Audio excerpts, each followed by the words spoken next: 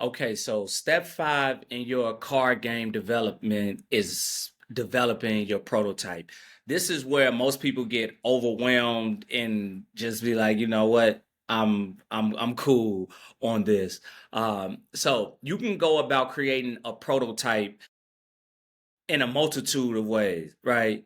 You could you could have somebody create your prototype. So if you have somebody create it, look, all you got to do is go on Fiverr and you can get somebody to create a prototype for you for like 20 or $30, right? So if you want to go that route, what I would do is I would go on Pinterest and put together a board of different designs that I like and then just articulate to a designer on Fiverr.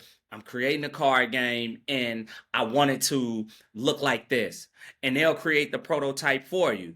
If you have any Canva skills. When I created Martin Trivia, I created it on Canva, right? I found my manufacturer. When I went to their website, I was able to download the template. I got to see the dimensions of what the cards would be and then what the box would be. And then I just started adding stuff to those on Canva. So you can go about it either way. But if you don't really want to go through all the technical stuff, just go on Fiverr, right? And I did that recently with my game, Whose Lyric Is This, right? I went on Pinterest, I created a board of all of these different logos and designs, and I have a designer, and I was just like, create this for me for my game, right? And you can make this look however you want it to look. Right, we'll get later on down the line into the branding of it, but we're just creating a prototype because with the prototype, you will be able to tweak it as you go.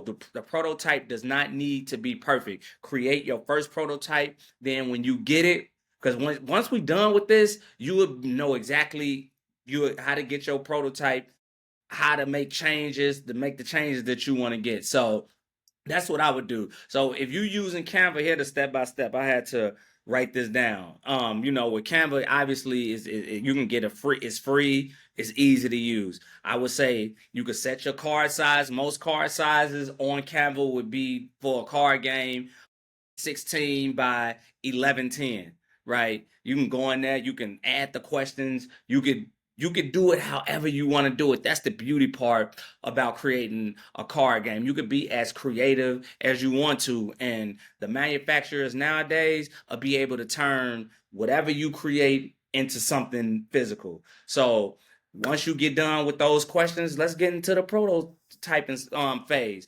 Even if you are gonna do it yourself, I would say create that Pinterest board. Think about what your logo, how you want it to look. Go find some examples. When you go on Pinterest, just type in card game design and or designs, and you just scroll and scroll and just add to your board. And again, you could do it yourself, or you could go to Fiverr and get somebody to do it for about $50 or less. So that's next. After those 50 questions, let's go. Let's get to the actual designing of the prototype. And now we getting closer and closer to having our own card game. All right, so that's step five in creating your card game, designing a prototype.